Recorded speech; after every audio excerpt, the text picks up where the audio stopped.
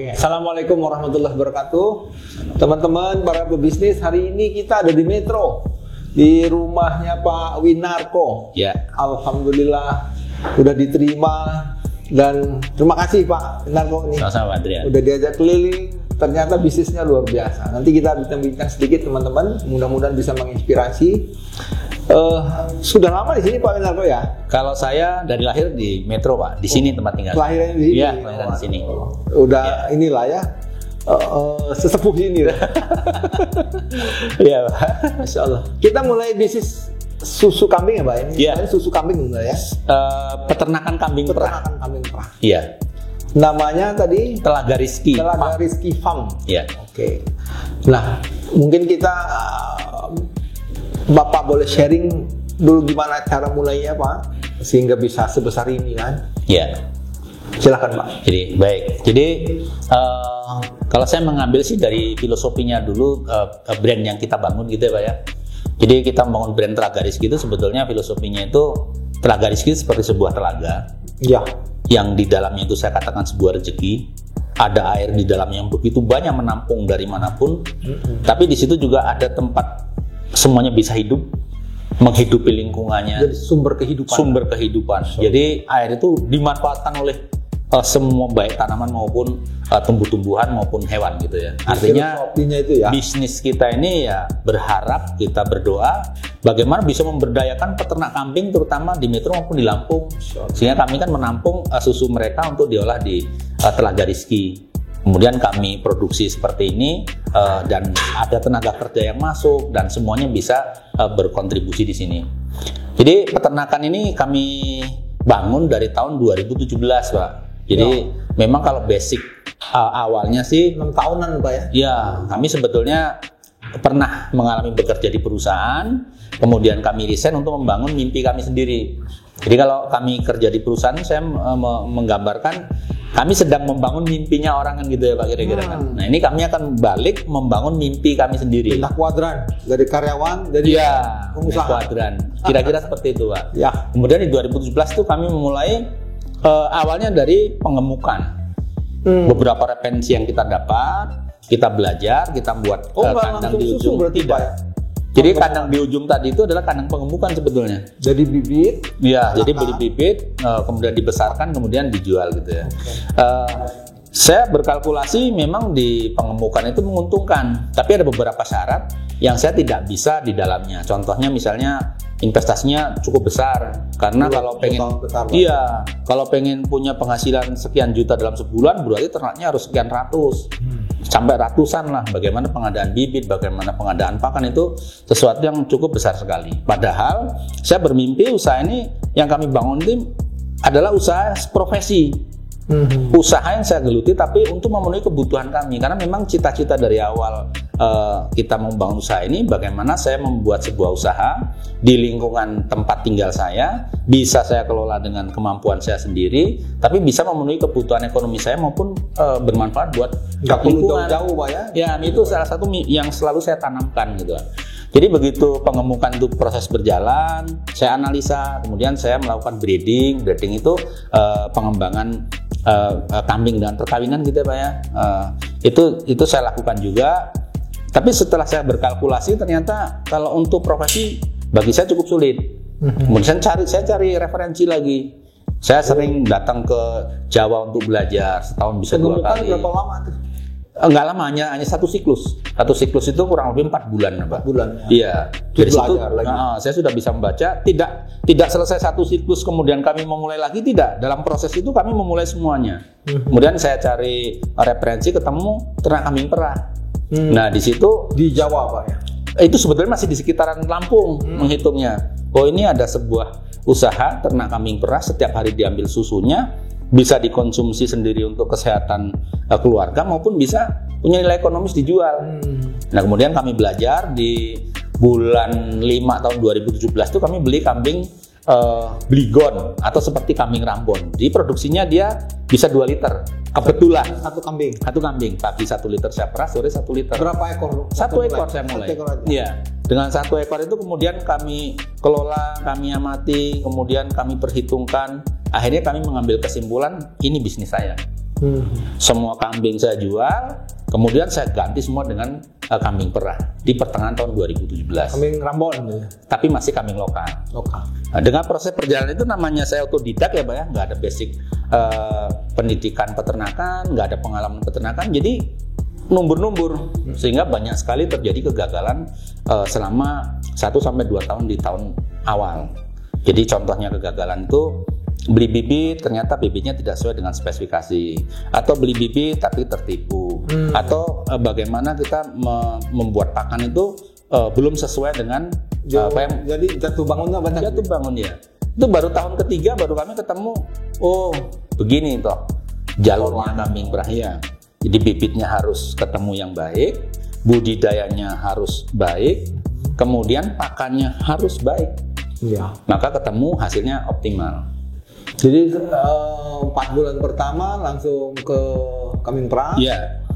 Proses belajar butuh waktu 3 tahun. Iya, 3 tahun, Mbak. Banyak pengalaman tuh, Pak. Waduh, habis-habisan itu. Sempet ketipu juga, sempet salah beli bibit. Betul. Ya? Tapi pada waktu itu sih yang membuat saya optimis, saya meyakini bisnis ini bisnis luar biasa. Hanya memang pada waktu itu belum ketemu jalurnya. Nah, karena ini apa sih sebetulnya yang menjadi persoalan mendasar sehingga tantangannya begitu besar. Jadi kami cari tahu karena barometernya itu ada di Jawa, jadi saya harus rajin setahun itu 1-2 kali harus belajar ke sana. Ada kegiatan silaturahmi ternak tingkat nasional, saya sempatkan hadir. Kemudian di media sosial ada teman-teman yang sudah lebih maju, kami datangi, kami belajar. Jadi sebenarnya mentor utama Bapak siapa nih? Sehingga bisa sekarang otodidak atau Otodidak. Asli otodidak. Sekarang jadi mentor. Alhamdulillah. ada pengalaman yang bisa dibagi. Iya, itulah kira-kira Pak. Jadi kalau teman-teman peternak baru itu sudah tidak perlu lagi mengalami apa yang kesalahan yang saya alami. Bisa kita bagi. Ketika Bapak beralih dari penggemukan ke perah itu, dasar perhitungannya apa Pak? Ini lebih prospeknya lebih bagus lah perah. Ya. Jadi kalau gambaran sederhananya gini Pak. Kalau kita mau pengemukan sebagai profesi ya, bukan sambilan ya. Profesi kalau kita hanya profitnya di pengemukan itu, katakanlah kalau saya menginginkan punya penghasilan 10 juta 1 bulan misalnya. Kita hitung aja, kalau 1 ekor kambing itu dia mampu menghasilkan keuntungan berapa 1 bulan? Paling kurang lebih 100.000 misalnya gitu ya. 100.000 itu dalam 1 bulan, berarti kalau kita pengen 10 juta, berarti kan kita 100 ekor. Harus pelihara 100 ekor. Iya, ini 1 juta ya. Iya kan? Berarti kita bisa punya penghasilan 10 juta 1 bulan. Oke ya? Punya 100 ekor. Iya. Sedangkan pengemukan kita misalnya 3 bulan. Berarti kan harus punya populasi 3 kali lipat dong. 300. Oke. Harga bibit berapa? 2 jutaan waktu itu ya mungkin ya. 1 juta aja lah Pak. 1 juta. Kalau udah 300 juta Pak. Oke. Pakannya kalau sehari 1.000 saja. Berarti kalau kali 300.000 satu hari. Itu yang harus kami keluarkan. Kali 3 bulan. Iya. Oke ya. Itu baru segi faktor permodalan Pak ya. Permodalan. Terus kendala yang lain apa? Kalau budidaya, kalau di peternakan pengemukan ini lebih simpel memang. Lebih simpel. Kalau satu orang mengelola 300-500 ekor itu masih mampu. Satu tenaga kerja gitu ya. Tapi persoalan yang kedua timbul, kalau sekelas kami peternak ini menjual kambing 10-50 ekor, mungkin masih bisa dibeli tunai. Tapi kalau kami jual kambing 100, siapa yang mau beli tunai? Kalau kami jual 300 tadi, siapa yang mau beli tunai? Bisa ketipu. Bisa hilang duit kita. Bisa hilang. Itu yang saya nggak berani. Jadi ternak kambing itu menguntungkan, tapi saya nggak bisa. Saya ambil kesimpulan gitu Pak. Nah itu baru setelah penjualan. Andai kan itu lolos semua, supaya tidak ada bulan kosong, berarti kan kita harus mengadakan 300 lagi. Iya. Gimana caranya mengadakan 300 ekor itu dalam waktu 1 bulan? 300 juta lagi. Biayanya, nyari kambing 300 itu kan nggak mudah. Iya betul. Nah, artinya persoalan. Jadi kalau dia mau besar itu kendalanya cukup banyak Pak ya? Ya, kalau menurut saya sih seperti itu. Nah, terus kemudian makanya kami beralih coba apa sih yang lain lagi yang saya mampu. Ya ternyata di susu ini walaupun banyak sekali juga tantangannya, saya menganggap kayaknya ini mampu nih kita gitu. Hitungan ekonominya gimana Pak? kalau dengan investasi yang sama, misal katakanlah kita punya budget 100 juta. Kalau peternak pedaging tadi ya, pengemukan sama kalau kita bandingkan sama perah itu, apa bedanya? Kalau misalnya di pengemukan ya, karena kami waktu itu ngambil sampelnya di Idul Adha, jadi ini tidak bisa menjadikan referensi. Kenapa? Karena harga kambing di Idul Adha harganya dengan beda. jumlah yang tidak banyak, harganya beda. Betul. Itu nggak bisa dijadikan patokan. Kalau pada waktu itu sih, khusus Idul Adha kita bisa mendapat keuntungan 100% dari modal. Nah, tapi Idul Adha itu 1 tahun hanya 1 kali, Pak. Kan itu. Terus kemudian kalau kita dibandingkan di susu, susu itu kalau misalnya kita dengan modal 100 juta, katakanlah kita beli bibit 20 ekor betina, kalau kita kelas profesi gitu ya, dengan harga kurang lebih di angka 6,5 juta sampai 7,5 juta, atau yang terbawah 6,5 juta gitu. Artinya kalau kita beli 10 ekor, 65 juta investasinya. Betul. Kemudian 65 juta itu kita beli pejantan 1, kalau sapera mungkin kisaran harga 5 juta katakanlah. Kemudian kita bikin kandang 12 juta sampai 15 juta untuk 11 ekor tadi. Artinya kita butuh dana sekitar 80-an juta gitu ya. 80 juta kurang lebih. Sisanya untuk operasional pakan dan tenaga kerja selama kambing tersebut berproduksi, kan itu Pak, selama 5 atau 6 bulan. Jadi dengan 10 ekor itu 50% kita upayakan produksi susu, 50% dalam kondisi hamil. Sehingga nantinya setiap hari kita memiliki kambing 5 ekor yang memproduksi susu. Kan itu ya. Nah, kambing yang memproduksi susu inilah nanti misalnya dia bisa, kalau di sini kan di laktasi 1 bisa 1,5 liter, bisa 2 liter gitu ya. Kalau kita ambil 1 liter aja berarti dia punya 5 liter 1 hari. Kalau bisa jualan sendiri misalnya seperti ini kita jual 13.000 atau 1 liter kan ada 4 botol nih. Kalau 13.000 kan berarti ada nilai duitnya 52.000. Kan kalau kita kemasin botol, kalau hanya 5 liter aja berarti ada angka sekitar 250 atau 260.000 di sana ada yang bisa kita dapat. Ya. Kemudian untuk ngasih pakan 10 ekor tadi, kalau 1 ekor kita kasih makan keluar 1 liter itu 5.000 cukup dia Pak. Dan dari 250.000 tadi masih ada sisa lah. 200.000 untuk bayar tenaga kerja. Tapi memang kalau untuk tenaga kerja hanya 10 ekor, 10 ekor itu paling hanya dikerjakan 2 jam. Enggak, setengah orang cukup kali. Ya, artinya mungkin nanti kalau memang mulai berbudidaya seperti itu, ada tambahan-tambahan kambing-kambing lokal yang bisa digunakan untuk sebagai indukan pencetak bibit. Dia sifatnya temporary lah. Dia tidak akan kita pelihara dalam jangka panjang, tapi dia kita pilihkan induk-induk yang bagus lokalan, disilangkan dengan pejantan sapera atau sanen untuk menghasilkan bibit-bibit generasi terbaik. Jadi kalau 1 hari itu katakan dia cuma butuh waktu 2 jam, masih punya sisa 6 jam Pak? Iya betul. Ya buat yang santri buat ngafal Quran masih bisa. Waduh, ya masih luar biasa. Kami ini 150 ekor, tenaga berbayarnya 1 orang ibu-ibu tadi Pak, yang mohon maaf ibu-ibu single parent usianya 53 tahun, itu yang sendirian dia yang ngelola. Itu yang hanya dibantu dengan PKL. Kita gaji ya? Iya, yang digaji itu. Berapa gajinya Pak? Gaji lokal, belum UMR belum. Karena kerjanya dia juga nggak sehari full. Bisa kerjain Pak ya? Bisa, itu perempuan janda. Jadi dia kerjanya tuh mulai jam 7, pulang jam 11, jam 11 istirahat tuh nanti sampai asar. Selesai asaran, masuk kandang lagi sampai menjelang maghrib udah. Artinya 150 ekor pun 1 orang masih mumpuni. Yang penting bagaimana ketersediaan pakan, manajemen pakannya harus benar, bagaimana konstruksi kandangnya yang sehingga kalau pembersihannya itu lebih cepat dan mudah. Oke, kalau kita balik tadi dengan investasi 100 juta, ya, dengan manajemen yang baik ya, berapa bulan bisa balik modal atau berapa tahun? Kalau HPP-nya itu 1 tahun, Pak. 1 tahun. 1 tahun, karena kita hitungannya dengan bibit yang siap harga 6,5 sampai 7,5 juta tadi kan pasti kawin tuh. Ya. Artinya dari sini lepas dari sini itu kalau memang semuanya jadi 6 bulan kemudian punya anak. 5 sampai 6 bulan itu hamilnya 6 bulan ya? 5. 150 hari. Dia punya anak, kemudian kalau siklusnya 12 bulan, 5 atau 6 bulan punya anak, sampai dengan 1 tahun tadi anak tadi udah usianya 6 bulan. Seusia induknya pada saat kita beli. Udah bisa menghasilkan lagi. Nilai investasinya kan sama. Oh iya, jadi baliknya gitu ya? Iya, ya dia tidak berupa duit tapi penambahan investasi. Iya, Pak. Fisik kambingnya bertambah. Betul. Karena biasanya sih tergantung rezeki Pak ya.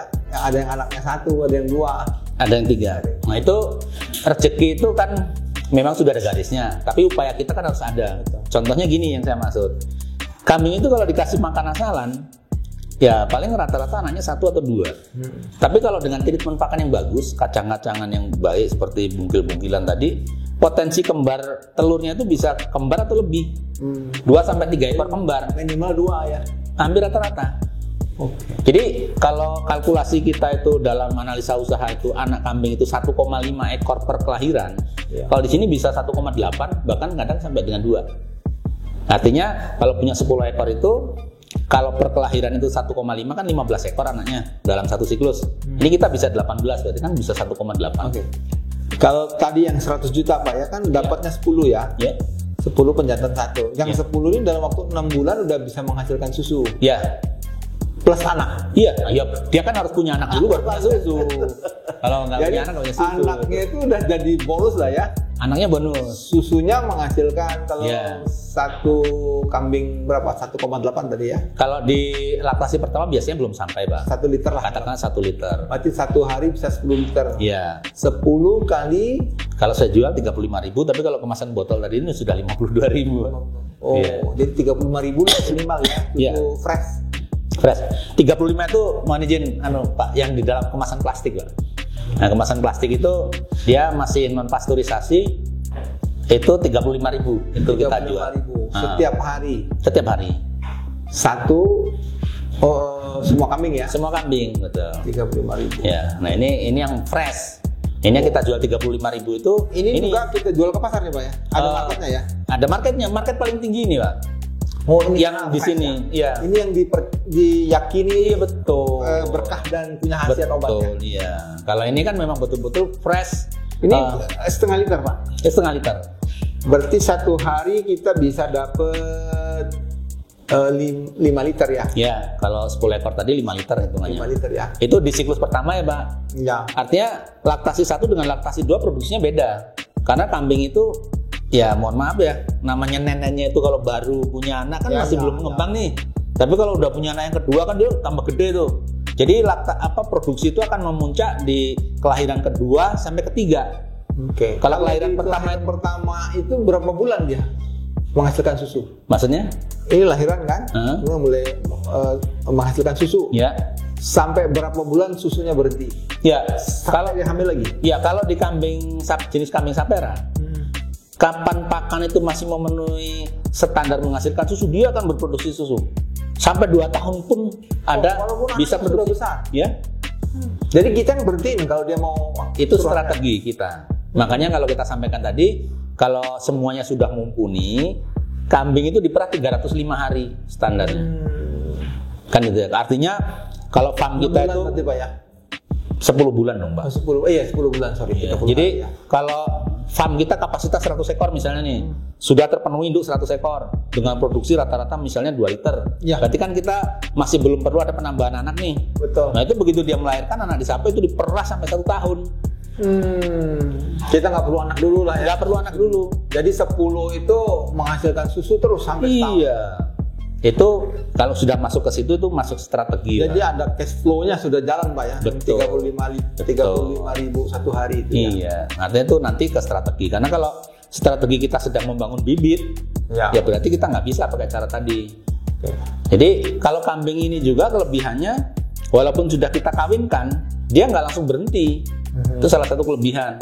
Yang sapera ini. Sapera. Kalau kambing-kambing jenis lokal kan biasanya setelah kawin, mulai hamil dia mulai menurun atau berhenti.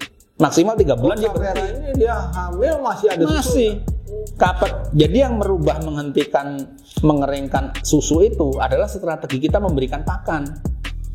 Jadi yang tadi kita sampaikan pakan itu menggunakan PK 23%. Kalau itu tidak dihentikan, susu tidak berhenti. Itu sebabnya harga bibitnya mahal, Pak ya. Kurang lebih seperti itu, Pak. Jadi kita jual bibit itu ada recordingnya, Pak. Ini anak ini induknya dulu siapa, keluar produksinya berapa, dulu dia lahir dengan bobot berapa, selama 3 bulan tuh kenaikan bobotnya berapa, dicatat ya? Dicatat, Pak. Itu yang menentukan harga. Selama Bapak breeding itu udah berapa ribu anak kambing tuh? Ya kalau banyak banget. Mungkin kalau 1000-an hadir. Dari 150 sekarang, Pak ya? Iya. Susu dari 150 itu produksi susunya berapa? Iya, kalau 150 itu kan populasi ya, Pak. Populasi ya. Populasi itu artinya ada induk kurang lebih 55 ekor. Ya. Kemudian ada anak-anaknya hampir 50 ekor juga. Kemudian ada pejantan, ada diri kan itu ya. Dari 55 induk tadi, itu kan ada yang hamil, ada yang menyusui tidak diambil susunya, dan ada yang sedang diambil susunya. Ya. Yang diambil susunya itu kurang lebih ada 18 ekor dengan produksi 25 sampai 28, mendekati 30 liter sehari. Artinya average-nya masih di atas 1,5. Jadi satu hari Bapak bisa produksi susu lebih dari 20 liter. 20 liter. Sampai dengan 25 masih itu bisa. kurang, Pak, kebutuhan market. Ya kalau kita katakan susu ini ya enggak, kalau produksi kita sendiri nggak cukup. Nggak cukup. Jadi marketnya terbuka luas ya. Poin saya itu supaya teman-teman yang luar biasa kalau marketnya, Pak. Teman-teman yang mau investasi atau mau coba bisnis ini, betul. Jadi kan orang itu kadang ketakutan gini, nanti saya punya susu, jualnya kemana? Kan gitu kan, Pak. Ya, belum punya aja udah bingung. Kecuali kalau udah merah susu terus cerita mau jual di mana itu masih masuk akal gitu kan. Ini mau ternak nanti susunya jual kemana? Iya, dijual di pasar lah. Gitu loh, orang ketakutan sehingga banyak sekali teman-teman yang belajar bertanya atau belajar ke sini sharing gitu ya, selalu pertanyaan itu mengarah ke nanti susunya distorkan di sini ya. Kan itu ya. Ya kalau saya sampaikan ada dua hal. Hal pertama itu ya itu kan hanya ketakutan Anda aja saat ini gitu ya. Tapi buktinya banyak yang sudah ngomong gitu sekarang nggak kelihatan batang hidungnya. Artinya kan produksi dijual sendiri kan gitu, Pak. Iya. Kan itu. Yang kedua sebetulnya itu hanya karena ketakutan saja. Karena kita ini belum secara masif bersama-sama mempromosikan ini di seluruh penjuru. Iya. Jadi kalau yang berjuang ini hanya satu tempat, kurang. Betul. Kurang itu ya sama aja pasukan itu semua punya amunisi kuat, tapi yang suruh tempur hanya satu orang. Dikasih tank tempur, dikasih yang perang satu orang. Pada saat kita naik di supermarket, kita duduk susu kambing 1, susu sapi 3 rak. Ini kebunuh kita. Itu kira-kira. Pak, balik yang tadi, Pak, dari 150 kan campur-campur tuh. Ya. Dalam waktu setahun Bapak bisa hasilin bibit berapa banyak? 1 tahun itu bisa kita hasilkan bibit itu sekitar 100 sampai 105 ekor lah kurang lebih. Jadi banyak yang kecil-kecil tadi itu ya. Ya karena sederhana aja. Itu aja hari ini siklus yang ini ada sekitar 45 ekor nih.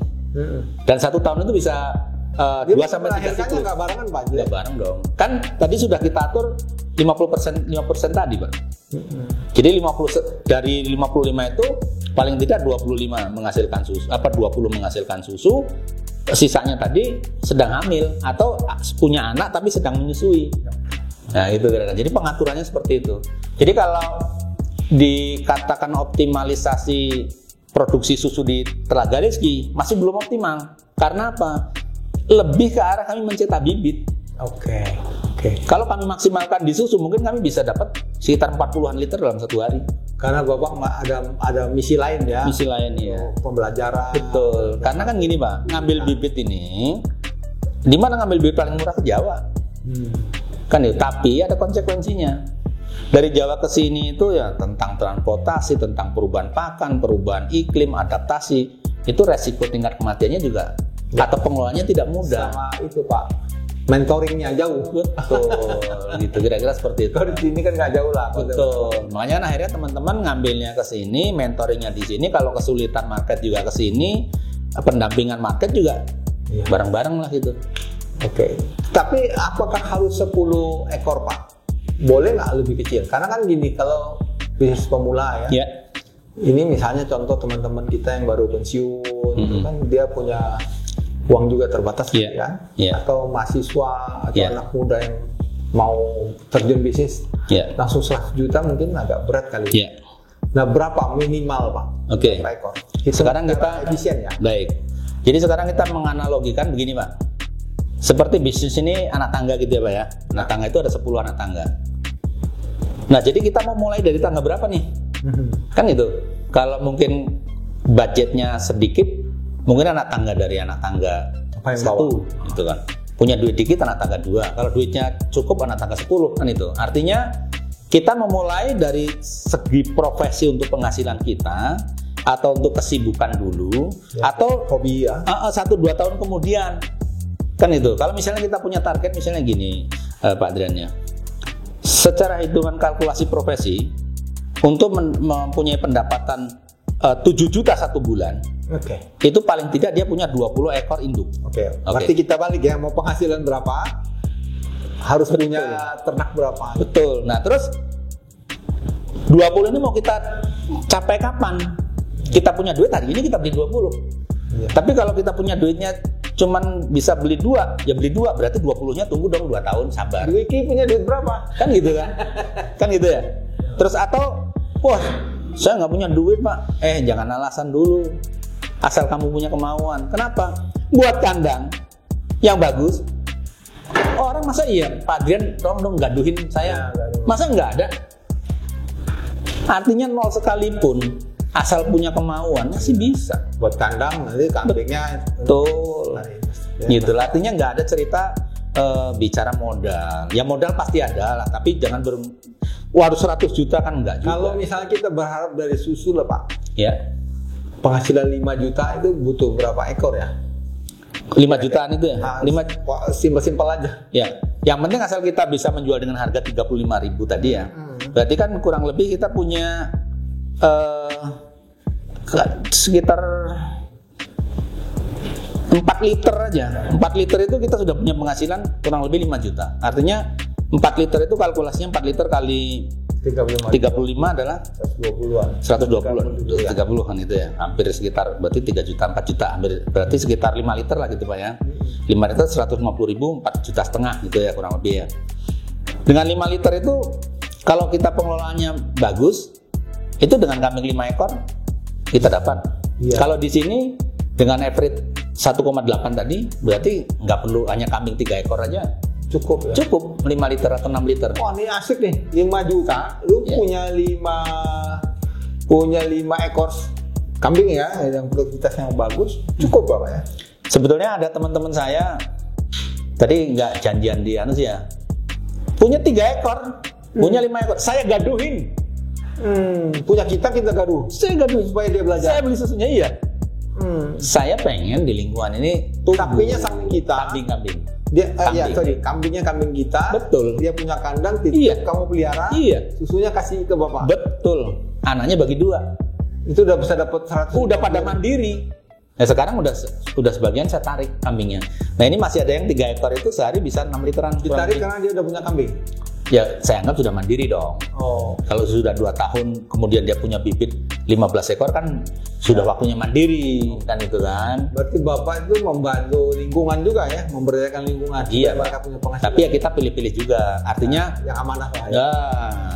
Karena kalau kebanyakan orang kan nanti mentang-mentang ini begini ngelolanya nggak kurang maksimal kan gitu kan. Jadi dengan kita kasih seperti itu animonya kan bagus. Kemudian di beberapa tempat kemudian ngikut. Ya dengan 6 liter aja kali 35 210 6 juta. Yang mau nikah, yang nggak mau penghasilan 5 juta aja. Kalau penghasilan 5 juta kurang lebih 6 liter lah. 6 liter ya.